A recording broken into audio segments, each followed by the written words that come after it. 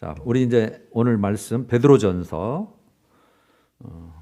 377페이지. 오늘은 화면이나 오늘 주보를 그대로 보셔도 될 것 같아요.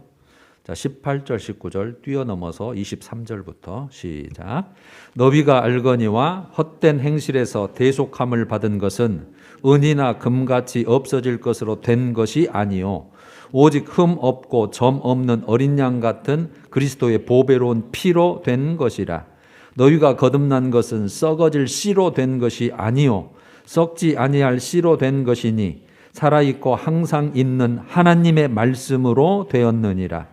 그러므로 모든 육체는 풀과 같고 그 모든 영광은 풀의 꽃과 같으니 풀은 마르고 꽃은 떨어지되 오직 주의 말씀은 세세토록 있도다 하였으니 너희에게 전한 복음이 곧 이 말씀이니라. 아멘. 우리가 2021년도 새해에 들어오면서 금보다 더 귀한 믿음, 금보다 더 귀한 믿음이라는 우리 방향을 가지고 지금 말씀을 나누는데요. 첫 번째 주는 기도에 대해서, 우리가 믿음을 지키려면 항상 기도하는 마음이 있어야 된다. 그것이 하나님과 동행하는 것이고 도움을 요청하는 것이고, 또 하나님은 우리를 항상 얼굴빛을 향하여 드시고 품으시고, 그래서 기도 언제든지 할 수 있는 거죠. 기도는. 그 다음에 지난주는 예배에 대해서 했습니다. 예배. 우리가 지금 드리는 예배는 정기적인 공식적인 정말 하나님이 지정해 주신 시간, 그런 예배고, 그 다음에 우리가 어디까지 우리 예배가 확장되는 거예요? 삶의 예배까지. 삶의 예배.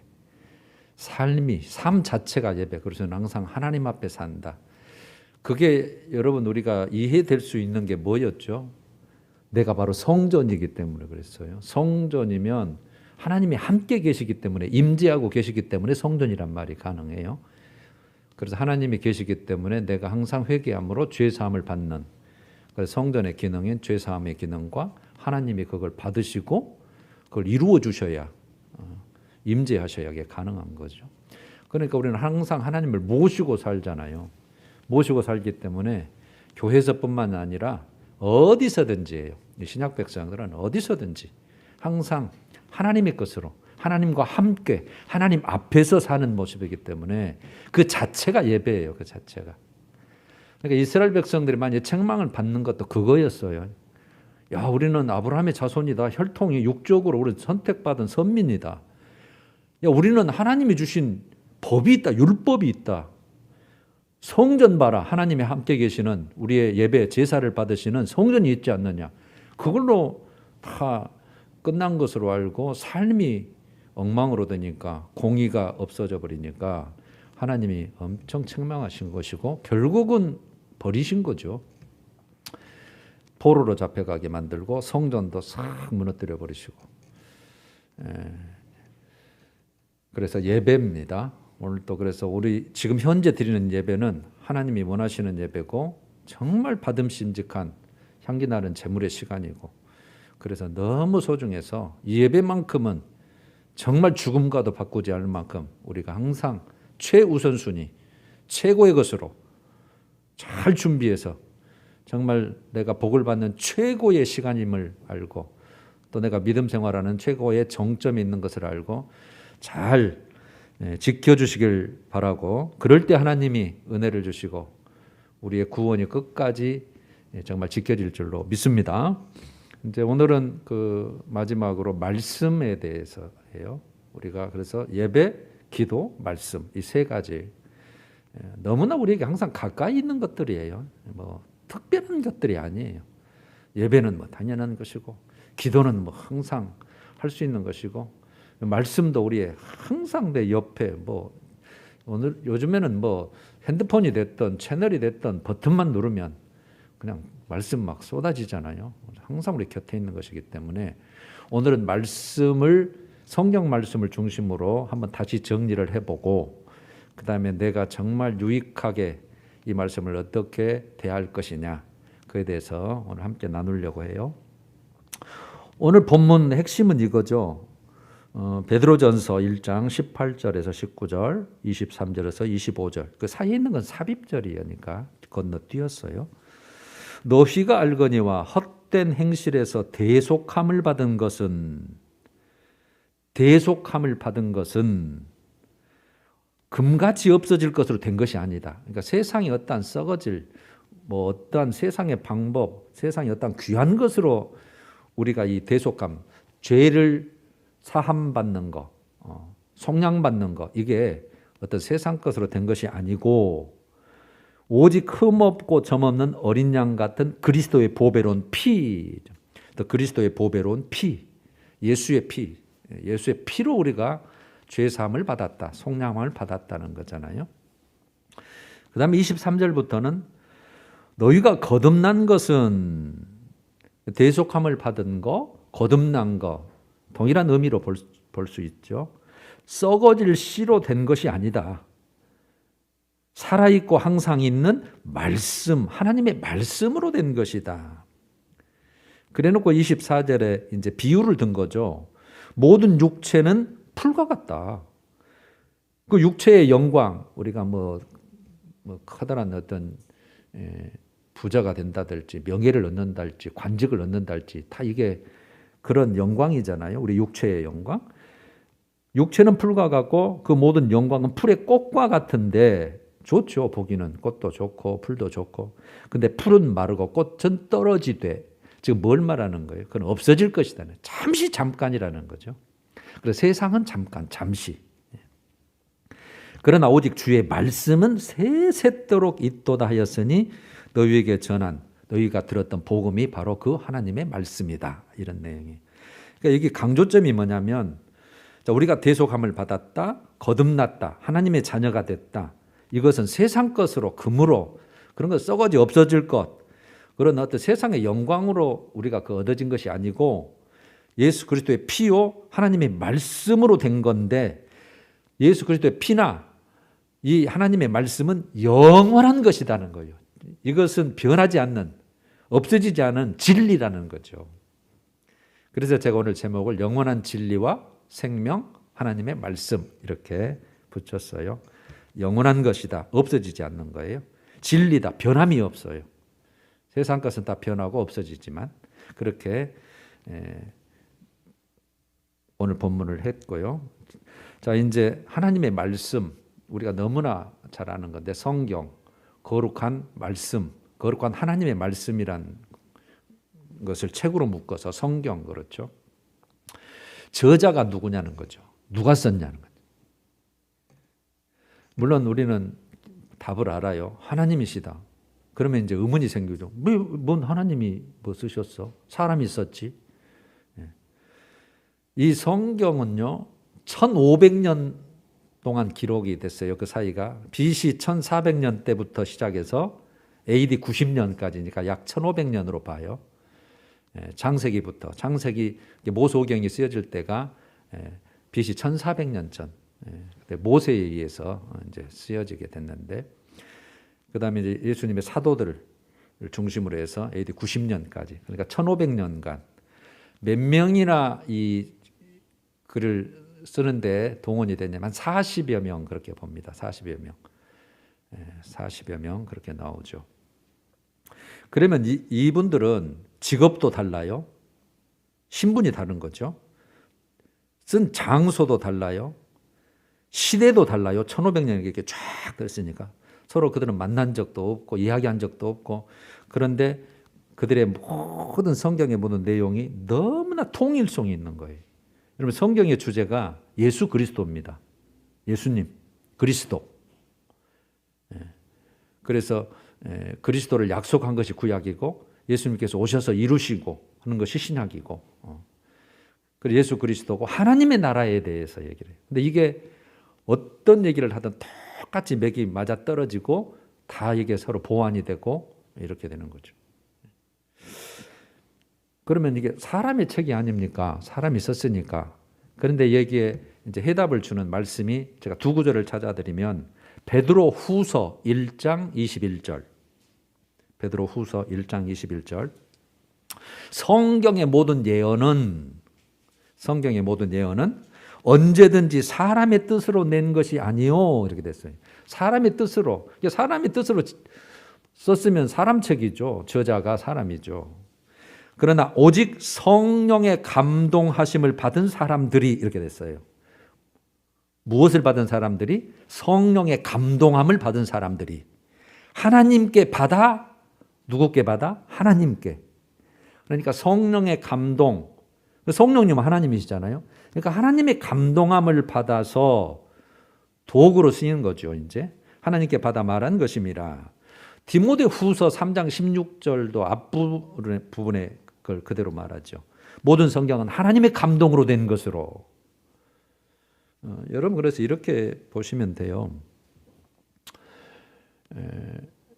어떤 분은 이제 여러분 인터넷에 이런 게 찾아보면 막 이제 그 흠집을 찾아내기 위해서 야 복음서를 봐도 서로 한 사건에 대해서 표현이 다르다. 뭔가 찌그덕 것이 안 맞는 게 있다. 그러니까 이건 하나님 것이 아니다. 막 별 비판이 막 다 있는데요.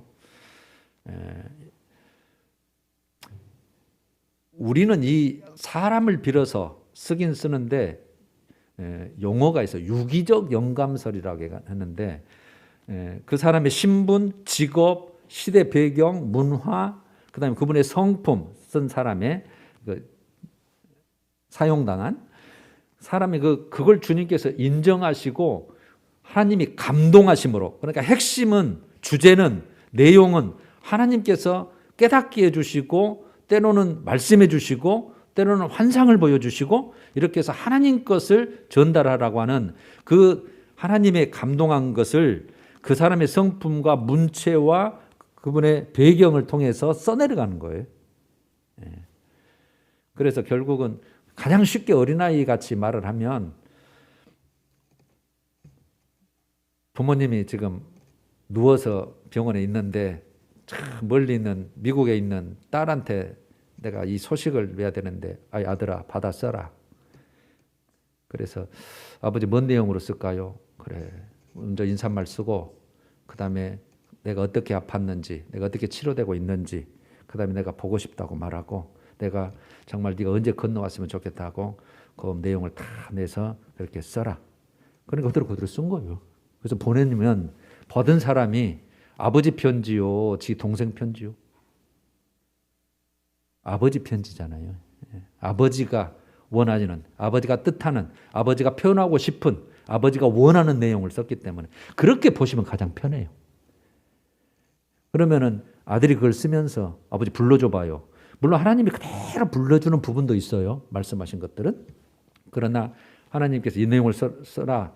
감동함을 주셨을 때 그걸 그렇게 표현하는 거예요.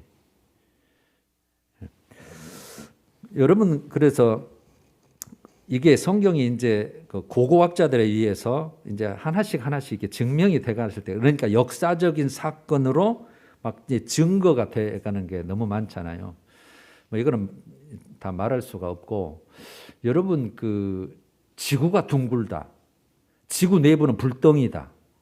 이 지구가 둥근데 이게 태양을 중심으로 공전을 한다. 1년에 한 바퀴. 그 다음에 날마다 하루씩 스스로 자전을 한다. 이게요. 밝혀지기 전에 뭐 코페르니쿠스나 뭐 이런 밝혀지기 전에 이미 성경에 써 있어요. 그 이야기. 1400년 그때에. 그러니까 이거는 사람이 알 수 있는 게 아니에요. 하나님이 창조자가 그렇게 감동함을 주시고 그것을 알려주시니까 그렇게 받아 쓴 거죠. 그러니까 여러분 항상 이 성경은 하나님의 감동하심을 받은 하나님의 것이다 그렇게 생각하시면 돼요. 자, 두 번째 하나님의 말씀의 성격에 대해서 말씀의 성격에 대해서 가장 잘 표현한 게 히브리서 4장 12절이에요. 히브리서 4장 12절. 예. 여러분 성경 뭐 356페이지니까 보시면 좋겠어요. 히브리서 4장 12절. 하나님의 말씀은 살아있고 활력이 있어 좌우의 날선 어떤 검보다도 예리하여 혼과 영과 및 관절과 골수를 찔러 쪼개기까지 하며 또 마음의 생각과 뜻을 판단하나니 13절에 지으신 것이 하나도 그 앞에 나타나지 않음이 없고 우리의 결산을 받으실 이의 눈앞에 만물이 벌거벗은 것 같이 드러나느니라 이렇게 됐는데 여기서 큰 두 가지의 그 성격을 우리가 정리할 수 있어요. 먼저 우리 첫 번째 줄을 보면 하나님의 말씀은 살아있고 활력이 있어. 살아있고 살아있다는 거예요. 우리 생명체처럼 활력이 있다, 활동성이 있다는 거죠. 그러니까 생명적인 활동성과 능력이 있어요. 구약 때나 지금이나 하나님의 말씀은.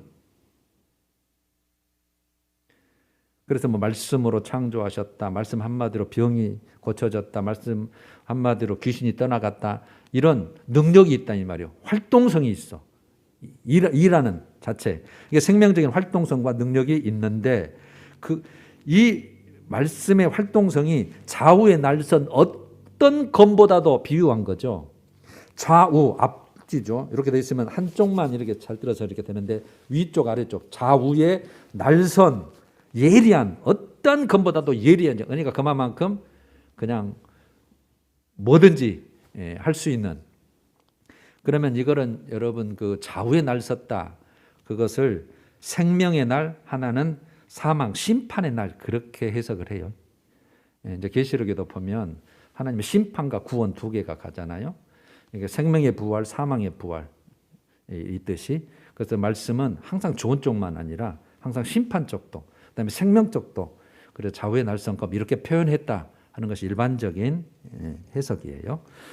자, 그러면 살아있고 활동성이 있고 능력이 있어서 이것이 무엇을 하든지 좌우에 날선 예리하니까, 그래서 혼과 영과 및 관절과 골수, 여러분 사람 전체적인 이 본성을 수사학적 표현이에요. 이게 영혼육이죠. 말하자면 우리가 영혼육으로 되어 있는 거예요.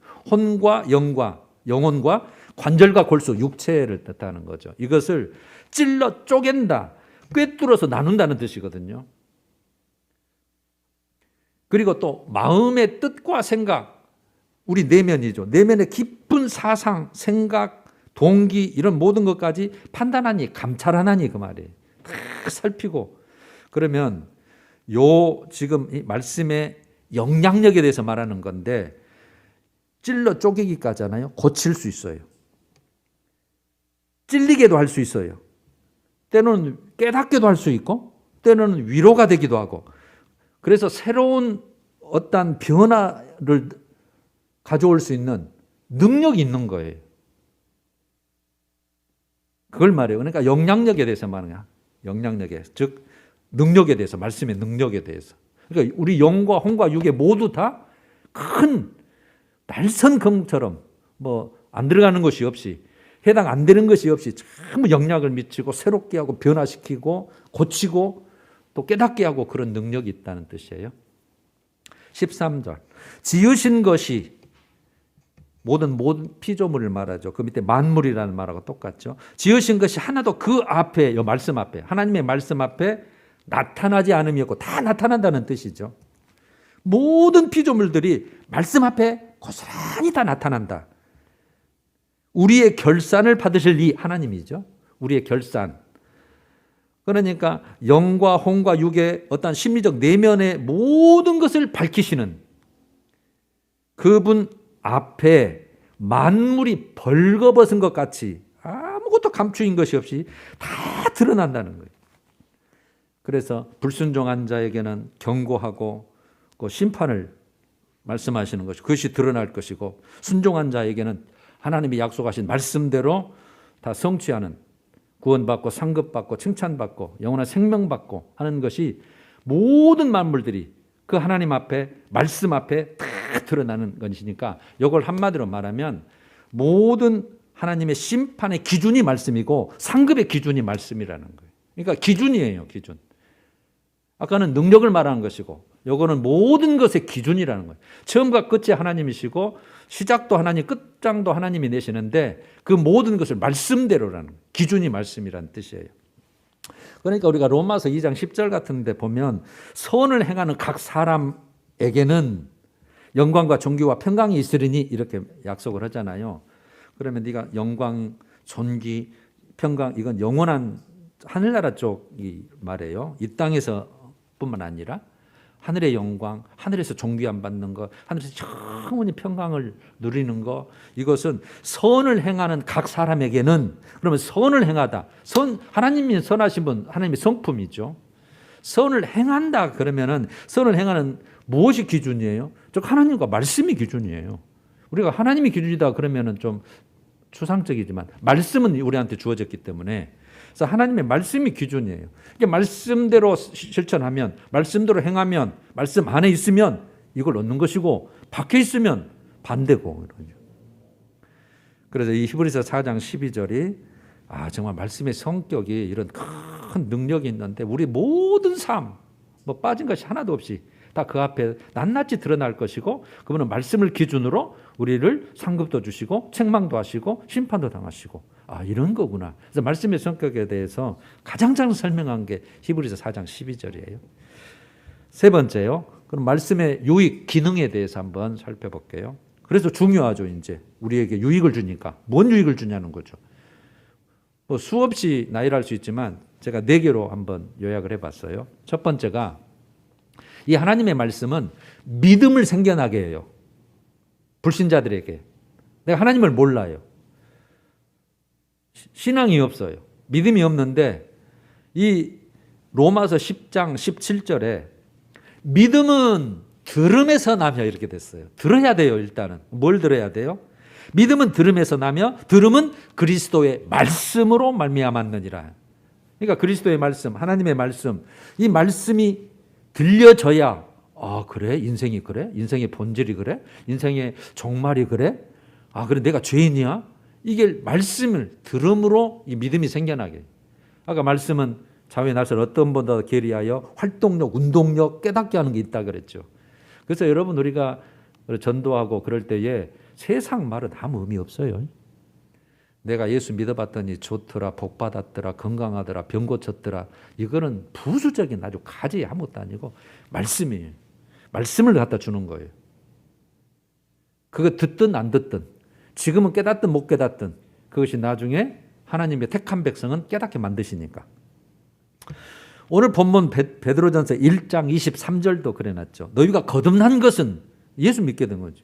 신분이 완전히 바꿔져 버렸으니까. 죄의 종에서 의의 종으로, 세상 것에서 하나님의 것으로, 그 다음에 지옥 갈 자에서 천국 갈 자로, 마귀의 종에서 하나님의 자녀로, 이렇게 완전히 신분이 바꿔져서 거듭나 버렸잖아요. 너희가 거듭난 것은 살아있고 항상 있는, 여기도 살아있다 그래놨잖아요. 항상 있는, 불변하는, 없어지지 않은 하나님의 말씀으로 되었느니라 그랬잖아요. 그러니까 우리가 그 말씀을 믿어지니까, 받았으니까 우리가 그것을 덥석 받아 먹어서 믿으니까 우리가 거듭난 거죠. 자, 믿음. 여러분들은 이제 관계가 없지만 다 믿으니까. 두 번째는 이제 믿음이 우리가 생활을 하잖아요. 이제 성장해야 되잖아요. 믿음의 성장에 유익이 있어요. 자라나게 하는 거죠. 베드로전서 2장 2절 오늘 본문 그 성경 밑에 바로 내려가면 있는데, 갓난 아이들 같이, 여러분 조그만 아이들은 뭘 먹어요? 엄마 젖 먹어야 하잖아요. 순전하고 신령한 젖을 사모하라. 이 말씀을 사는 거, 신령한 말씀, 영적인 말씀, 순수한 말씀, 생명의 말씀, 순전하고 신령한 젖을 사모하라. 즉 하나님의 말씀을 사모하라는 거죠. 갓난 아이들 같이. 이는 왜 그러냐면 그로 말미암아 너희로 구원에 이르도록 자라게 하려 함이라 그랬어요. 여러분 신앙 성장하려면 물론 예배도 드려야 돼요. 기도도 해야 돼요. 말씀이에요. 말씀을 접하지 않고 먹지 않으면 우리 육이 자라지 않는 것처럼 똑같아요. 육적 양식을 먹어야 우리가 유지하고 자라는 것처럼 영의 양식인 말씀을 꼭 먹어야 돼요. 그래야 자라요. 여기서 너희의 구원에 이르도록, 여기 구원은 여러분 구원은 여러 가지로 표현돼요. 여기서 구원은 목적지예요. 목적지. 하늘나라 들어가는 거 말이에요. 하늘나라 들어갈 때까지 그것까지 이르도록 너희를 자라게 한다는 뜻이에요. 죄사함, 처음에 맞는 죄사함은 구원도 구원이지만 여기 구원은 끝에 있는 구원을 말하네요. 디모데후서 3장 16절 우리가 아까 봤죠. 모든 성경은 하나님의 감동으로 된 것으로, 그 이후에 유익이 이렇게 있다는 거죠. 교훈과 교훈하기에 유익하다, 책망하기에 유익하다, 바르게 함에 유익하다, 의로 교육하기에 유익하다. 그래서 교훈과 책망과 바르게 함과 의로 교육하기에 유익하니, 유익하니까 그 말씀을 대하고 들려주고 읽으라는 거죠. 그 이유는 하나님의 사람으로 온전하게 하며, 하나님의 사람, 하나님의 자녀로서 온전하게 만들어가는, 완성돼 가는 거죠. 자라게 가는 거죠. 또 모든 선한 일을 행할 능력을 갖추게 하려 함이라. 모든 선한 일을 행할, 말씀 안에서 하나님의 뜻대로 그렇게 살아갈 능력을 갖추게 하라면. 아까 말씀이 능력이라 그랬잖아요. 그래서 나를 하나님의 사람으로, 온전한 정말 천국 시민으로 하나님 것으로 살아갈 수 있도록 정말 그런 힘을 주고 능력을 주고 살아가게 만들고 나를 그렇게 정말 하나님의 것으로 온전하게 하시는 게 말씀이구나. 그래서 말씀밖에는 남는 게 없어요. 세 번째, 영적인 삶의 모든 것을 공급해 줘요. 말씀이. 제가 매일 9시에 이렇게 2020년 작년 1월부터 띄운 걸 지금 다시 조금 정리해서 띄워드리고 있는 거거든요. 그러니까 365개가 이런 데 들어있는 거예요. 지금 다 갖추고 있으면. 영적 삶의 모든 걸 공급하는데, 여러분, 사람의 말보다 말씀이 우리에게 위로가 돼요. 사람의 말도 위로가 돼요. 격려도 되고 힘도 되고. 근데 진짜 힘은, 변하지 않는 것은, 없어지지 않는 것은 하나님의 말씀이 되게 위로가 되는 거예요. 때로는 힘이 돼요. 말씀이. 그냥 막 실망하고 낭망하고 있는데 말씀이 하나 탁 떠오르고 또 보니까 하나님이 이렇게 하셨구나. 나를 이렇게 사랑하셨고 나에게 이런 계획이 계셨구나. 막 그게 위로가 되고 격려가 되고 힘이 되고, 소망이 되는 것은 말할 것이 없죠. 또는 막 불안해. 내 장래가 어떻게 될까? 이거 세상이 이렇게 막 어지러운데 내가 나이 들어갈수록 어떻게 될까? 막 불안하잖아요. 평안을 주는 평안. 세상이 주는 평안 말고 하나님이 주시는 평안. 또는 이제 깨달음이죠. 그 예레미야 23장 29절 같은 것도 예레미야가 내가 전하는 말씀이 불 같지 아니하냐, 방망이 같지 아니하냐. 그러니까 불은 막 우리에게 막 활활 타오르도록, 또 방망이는 우리가 깨부수는 거, 또 태우는 거, 이렇게 깨달음을 주는 거예요. 내가 이게 잘못됐구나. 이거는 내가 깨져야 되는 부분이구나. 이거는 내가 소멸해서 없애야 되는 부분이구나. 그래서 말씀이 우리를 깨달음을 주는 거예요. 그리고 저는 이게 이제 결정적으로 기도의 원동력이에요, 말씀이요. 그리고 우리가 말씀의 기초에서 기도해야 된다. 하나님의 뜻대로 기도해야 된다 그러잖아요. 어떤 말씀을 보면 이게 내 마음을 움직여서, 우리가 회개 기도할 때도 말씀에 근거해서 회개 기도를 하잖아요. 오늘도 우리가 항상 예배 전에 하는 거 용서해 준다고 했잖아요. 상한 심령 내가 용서해 준다. 겸손하면 용서해 준다. 회개하면 내가 용서해 줄게. 말씀 우리가 근거해서 하나님 이렇게 약속하셨으니까 내가 이렇게 합니다. 회개 기도의 근거죠. 근데 우리가 이제 간구 기도할 때 있잖아요. 이거 주십시오. 이게 필요합니다. 그것도 약속의 말씀의 기초에서 기도하는 거죠. 하나님이 주신다고 해요. 구하라, 찾으라, 두드려라, 줄게. 아무것도 염려하지 말고 오직 모든 일에 기도와 간구로 감사함으로 나한테 아뢰라. 그래야면 내가 줄게, 평강 줄게, 지혜 줄게. 그러니까 그 말씀의 기초에서 기도하는 거죠. 그래서 기도의 원동력이에요. 시편 119편 49절에 아까 소망, 이제 제가 몇 구절만 찾아보면 말씀을 기억하소서 주께서 내게 소망을 가지게 하셨나이다. 50절은 이 말씀은 고난 중에 위로라. 아무도 그 고난에 왜 내가 이런 고난을 당할까? 사람은 아무리 옆에서 해도 이게 이게 위로가 안 되는데 말씀이 위로가 되는 거예요. 고난 중에 위로라. 105절도 주의 말씀은 내 발의 등이요 내 길의 빛이니이다. 이런 말씀들은 외우고 다니면 좋죠. 주의 말씀은 내 발의 등이요. 내가 어디로 갈까? 내 인생을 어떻게 결정할까? 그래서 내 길의 빛이에요. 다 캄캄하고 어둡고 장래도 모르겠고 어떤 일이 있을지도 불안하고, 그런데 그 말씀대로 따라가고 말씀이 내 갈 길을 비춰주고 방향을 알려주니까 이게 말씀이라는 거죠. 자, 믿음이 생겨나게 하고 믿음을 성장하게 하고 우리의 영적 삶에 이런저런 모든 것들을 공급해 주시고 또 기도의 원동력이 됐는데, 네 번째는 영적 싸움의 절대적인 무기입니다. 특히 사탄, 마귀, 시험에 승리하는 거예요. 그래서 이걸 성령의 검 그렇게 표현을 했죠. 에베소서 같은 성령의 검이에요. 싸우는 공격용 무기잖아요. 유일한 우리의 공격용 무기는 말씀이에요. 기도와 말씀, 성령의 검. 마태복음 4장에 보면, 요즘 이제 큐티가 오늘 3장이 끝냈으니까 내일부터 4장에 들어가겠네요. 마귀 시험이 있잖아요. 예수님을 시험하잖아요. 광야에서 이제 예수님은 이제 사람을 대표해서 시험을 받는 거죠. 모든 죄를 다 뒤집어 쓰고 아사셀 염소가 광야에 나간 것처럼 정말 그 시험을 대표로 받는 거죠. 세 가지 시험 받는데 예수님께서 승리한 뭘 사용하셔요? 말씀을 사용하셔요. 꼭 이렇게 돼 있어요. 다 기록되었으되 이렇게 말씀하셨느니라. 그거예요. 꼭 세 군데 다 기록되었으되 하나님이 이렇게 하였느니라.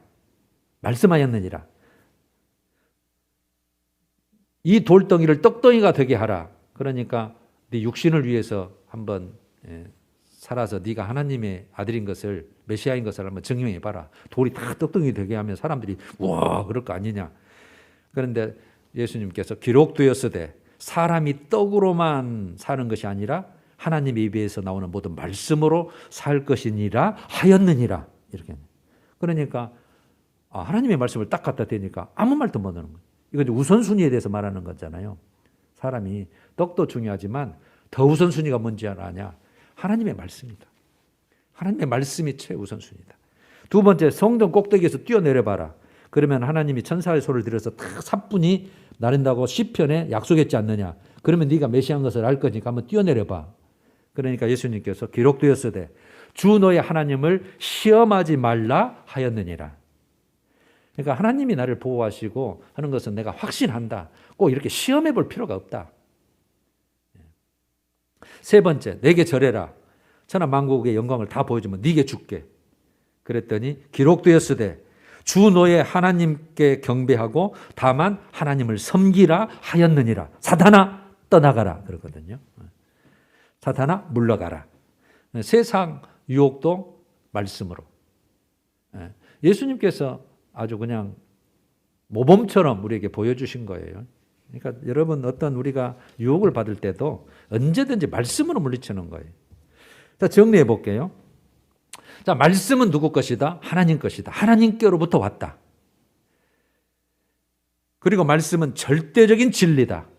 절대적인 생명이다. 내 삶의 기준이고 우선순위다. 여러분 한번 따라서 해봐요. 말씀은 절대적 진리다. 말씀은 절대적 생명이다. 말씀은 내 삶의 기준이며 우선순위다. 네, 그거 세 가지 일단은 딱 정리를 해놓고, 그리고 여러분, 이 말씀은 하나님의 마음을 표현한, 우리를 사랑한다고 하는 사랑의 편지, 그렇게 표현할 수 있어요. 사랑의 편지. 내가 너를 사랑한다. 너 죽을 수밖에 없잖아. 너 죄인이잖아. 지옥 멸망하잖아. 지금 마귀 자녀잖아. 내 형상을 닮아서 창조했는데 너희들이 다 타락하고 죄 때문에 다 그런 사망 권세에 쌓여가지고 살잖아. 사망이 왕노릇하잖아. 그런데 내가 너를 사랑해. 내가 이렇게 너를 살렸어. 너는 이렇게 살아야 돼. 그리고 너는 종착지는 내 하늘나라야. 그래서 사랑의 편지를 쫙 보냈단 말이야. 그러니까 우리가 말씀을 읽는 것은 그 하나님 우리를 사랑하는 그 마음, 사랑하는 뜻을 아는 것이고 하나님을 대면하고 만나는 것하고 똑같아요. 하나님 것이니까. 여러분, 이런 말씀을 내가 가장 효과적인 방법으로 아까 그 유익을 누리는 게 뭘까요? 저는 암송이라고 생각해요. 암송이에요. 외우는 거예요. 한 109절 정도. 많습니까? 한 39절만 하셔도 돼요. 그것도 많습니까? 10구절만 하십시오. 여러분들의 마음에 쏙 맞는 것들이 있잖아요. 자기 상황과 형편에, 성품에. 시편 119편 97절에 내가 주의 법을 어찌 그리 사랑하는지요. 내가 주의 법을 종일 작은 소리로 읊조리나이다가 묵상이라는 뜻이거든요.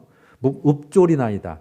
묵상, 암송 그런 뜻이에요. 읍졸해요. 말씀을. 아무것도 염려하지 말고 모든 일에 기도와 간구로 내 구할 것을 감사함으로 하나님께 아뢰라. 그리하면 모든 지각에 뛰어난 하나님의 평강이 너희 마음과 생각을 지키시리라. 내 마음의 생각을 지키신다고. 내가 지금 염려하고 있구나. 내가 기도해야지.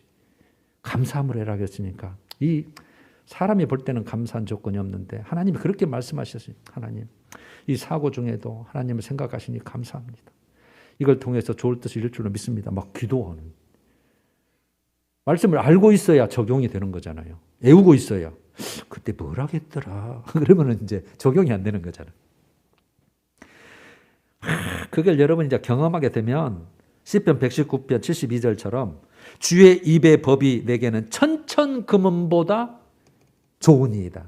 금보다도 좋아요. 귀하다는 거죠. 127절은 내가 주의 계명들을 순금보다 더 사랑하나이다. 그래서 내가 금보다 더 귀한 믿음, 금보다 더 귀한 기도, 금보다 더 귀한 말씀 우리가 다 붙일 수 있죠. 103절은 주의 말씀의 맛이 내 입에 꿀보다 더 다니이다. 먹는 것보다 훨씬 낫죠. 자, 이제 우리가 할 일 결론을 한번 맺어봅시다. 여러분 마태복음 13장과 마가복음 4장과 누가복음 8장에는 예수님께서 씨 뿌리는 비유를 하셨어요. 씨 뿌리는 비유. 이 씨는 하나님의 말씀의 비유를 하신 거죠. 지금 예수님 말씀을 하시잖아요. 우리는 벼를 심을 때 이렇게 싹을 키워가지고 이렇게 기계로나 이렇게 심지만 그들은 그 농사법이 그게 아니에요. 그냥 보리알이나 밀알이나 이걸 확 이렇게 뿌려버려요. 그러면은 고랑과 고랑 사이에 사람들이 다니는 딱딱한 길과 같은 딱딱한 거죠. 그러니까 씨가 부드러운 에 들어가면은 빨리 이제 습기를 있으면은 밑으로 뿌리를 내려서 되는데 딱딱하니까 시간이 걸리는 거예요. 그래서 길가밭에 떨어졌다, 돌밭에 떨어졌다, 그 다음에 가시떨기 위에 떨어졌다, 좋은 밭에 떨어졌다. 네 가지 밭을 비유를 하시잖아요. 자, 길가에는 밭고랑 사이에 단단한 그런 데예요. 떨어졌는데 누가 와서 먹어버렸다? 새들이 와서 먹어버렸고, 새들이 와서 먹어버렸어요. 그러니까 이제 아무것도 없는 거죠. 돌밭에 떨어졌다. 밑에는 자갈이 이렇게 쫙 깔려 있는데 위에 흙이 살짝 덮고 있어요. 겉보기에는 좋은 땅이에요. 그래서 이 흙이 얕아가지고 싹을 돋아요. 일단은 흙이 조금 있기 때문에. 그런데 이제 뿌리가 깊질 못하잖아요. 돌이 나왔으니까. 그래서 해가 돋은 후에 이제 해가 돋으니까 햇빛이 쨍쨍 내리쬐니까 밑에서 양분도 공급하고 습기도 공급해야 되는데 해가 돋은 후에 뿌리가 약하고 습기가 없어서 말라버렸어요. 가시떨기 위에는 자 옥토인데 가시떨기가 자라고 있어요. 그 제 허리 정도 그렇게 크기 커요. 가시떨기가 큰 건 내 키만큼 큰데 굉장히 가시가 굉장히 싸납던데 가시떨기 위에 뿌리다 보니까 떨어졌어요. 그러니까 거기도 좋은 흙이니까 일단은 싹을 나고 자라죠. 그런데 가시떨기하고 같이 자라니까 기운을 막아버렸고 그러는 거죠. 그래서 온전한 결실이 안 이루어지는 거죠. 이제 이런 게 바르면 쭉정이 같은 그런 거 되는 거죠. 자라기는 자르는데 그냥 뭔가 시들시들하니. 그 다음에 좋은 땅인데 이걸 예수님께서 다 지금 해설을 해놨어요. 저 길가밭. 새들이 와서 먹어버렸다. 이건 악한 자, 사탄이 와서 빼앗아 먹어버려서 이거는 천국 말씀을 듣고도 깨닫지 못한 자요. 그랬거든요. 지금 제가 말씀을 전하잖아요. 하나님의 말씀, 씨를 지금 여러분들이 지금 밭에 받고 있는 거예요. 그런데 뭐 그런 게 다 있어. 그러면서 이제 이렇게 말씀이 그냥 싹을 못 내고 뿌리를 못 내고 가만히 있으니까 그 사탄이 와서 싹 주워 먹어 가져가 버렸다는 뜻이에요. 그러니까 아무 유익이 없는 거죠. 두 번째 돌밭에 흙이 얕아서 일단 뿌리는 뽑죠. 뿌리는 뻗잖아요. 흙이 있으니까. 그런데 얕아요. 그러니까 즉시 기쁨으로 받아요. 말씀. 저런 말씀이 있었구나. 할렐루야. 아멘. 저렇게 살아봐야지 하고 시작했는데 해가 돋았네요. 환란이 있고 박해가 있고 시련이 닥치니까 넘어져 버렸다. 이거 뭡니까? 예수 믿으면 좋은 일만 있을 줄 알았더니 뭐 더 그러네.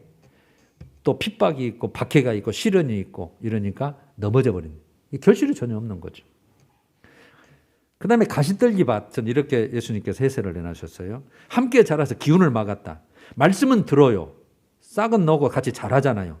근데 세상 염려, 세상 욕심, 재물의 유혹에 막혀서 온전한 결실이 없는 자요. 이래 버렸어요. 자, 우리가 여기에 많이 해당되는 상황이라고 봐져요. 자라기는 자라요. 우리가 믿음을 버리진 않잖아요. 그런데 세상 염려, 세상 것이 더 염려가 돼. 세상의 유혹, 욕심, 재물의 유혹 이런 것에 막혀가지고 제대로 못 끄는 거예요. 그러니까 우선순위가 바뀌고 사람이 떡으로만 살 것이 아니고 하나님 말씀이 우선이라고 했는데 이게 뒤집어져요. 말씀은 뒤쪽이고 떡이 앞쪽이고 그러니까 잘 못 자라는 거죠. 이게 여러분 곡식이 돼야 되는데 이게 이제 나중에는 알맹이 쌀이 나와야 되고 뭐가 나와야 되는데 이게 없어버리면 이게 큰일 나는 거잖아요. 그러면 좋은 땅은 어떻게 표현되어 있나요? 착하고 좋은 마음으로 듣고 딱 그렇게 요약되어 있어요. 착하고 좋은 마음으로 듣고 그러니까 사모하는 거죠. 오늘 무슨 말씀하실까? 하나님이 나에게 무슨 복된 말씀을 주실까? 어떤 약속의 말씀 주실까? 어떤 은혜를 주실까? 막 사모하는 마음이 있는 거예요. 하나님 나를 사랑하시는데 하나님 나에게 복을 주시길 원하시는데 착하고 좋은 마음으로 듣고 지키어 결단이죠. 오늘 말씀을 이렇게 들었으니 이렇게 한번 살아보리라. 내가 예배와 기도와 말씀 이게 내 중심에서 금보다도 귀한 미움으로 내가 살아보리라. 지키는 거죠. 그런데 거기다가 인내로 결실하는 자요. 인내가 필요하죠. 아까 같이 뜨거운 햇빛도 있을 것이고 세상 염려, 재물 유혹, 환난 밖에 시련 또 사탄의 어떤 공격 그래서 참고 기도하고 결실하는데 30배, 60배, 100배가 결실하는데 이 자는 말씀을 듣고 깨닫는 자요. 그렇게 됩니다. 자요. 여러분들의 마음밭의 상태는 이제 뭡니까? 교회 다니니까 우리는 좋은 밭입니까? 다?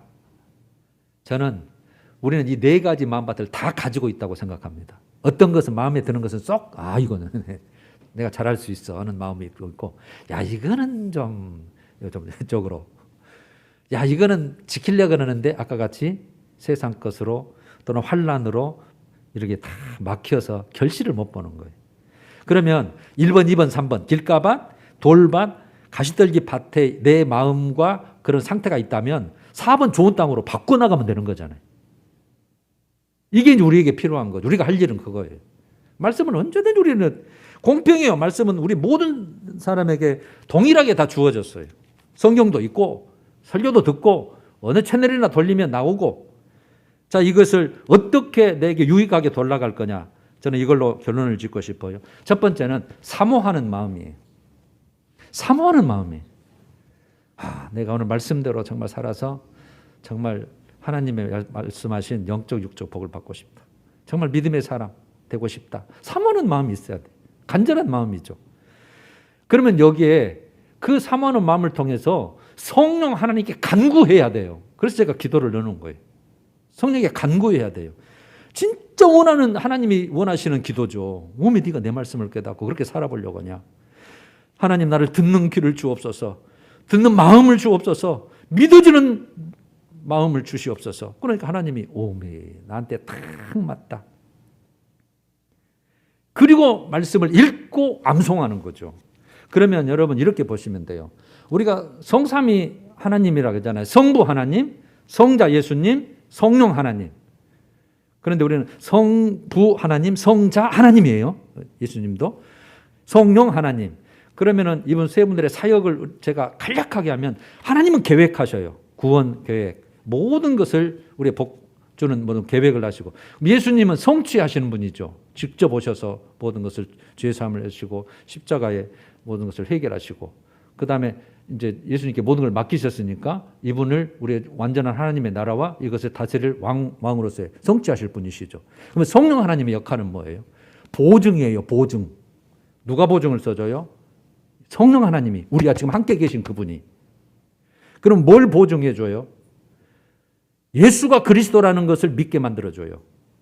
말씀이 하나님 것이라는 것을 믿게 만들어줘요. 그러니까 성령님께 간구하는 거예요. 기도할 수 있는 거예요. 속삭이듯이 하나님 나를 택하신 것 감사한데 내가 모든 것이 믿어지게 만들고 믿음이 성장하게 만드시고. 그래서 여러분 성령님을 어떻게 표현해요? 하나님의 영, 예수의 영, 진리의 영, 회개의 영, 이렇게 쭉 성경이 그렇게 표현해 나가는 거죠. 하나님, 예수님, 모든 그분의 계획하시고 성취하신 것을 보증해 주시, 믿어지게 만들고, 성령님이 우리가 하나님 앞에 딱 가면 이거는 믿는 애입니다. 내가 같이 함께 있었습니다. 그분이 보증해 주시고 변호해 주실 분이에요. 성경이. 그러니까 여러분 사모하는 마음으로 성령님께 간구하시고 오늘부터 큐티라든가 말씀이라든가 우리가 1년 1독이라든가 항상 하시면서 읽고 암송하시면 여러분 정말 우리가 하나님이 주시는 복을 다 받아 누리는 그런 신앙생활, 금보다 더 귀한 믿음이 가능할 줄로 믿습니다. 찬양하십시다. 다음 주에는 계시록으로 들어가겠습니다. 201장 참 사람 되신 말씀 1, 2절.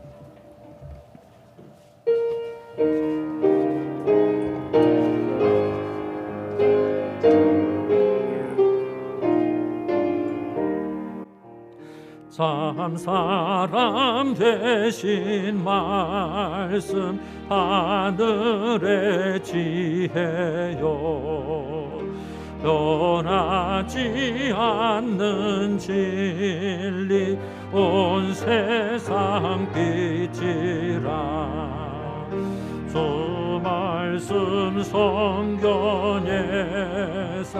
찬란히 빛나고 내 길에 등불 늘 찬송하리라 주께서 세운 교회 이 말씀 받아서 그 귀한 빛을 비춰 온 세상 밝힌다 귀중한 성경 말씀 금보다 귀하고 주님의 귀한 모습 잘 드러내도 간주. 그 다음에 4절 하십시다. 주님의 몸된 교회.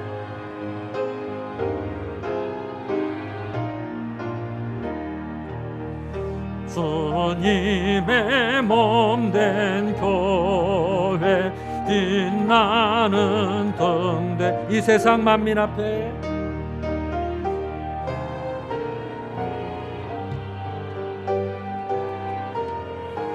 하소서 저 방황하는 길손 이 등불 따라서 주 얼굴 볼 때까지 잘 가게 하소서.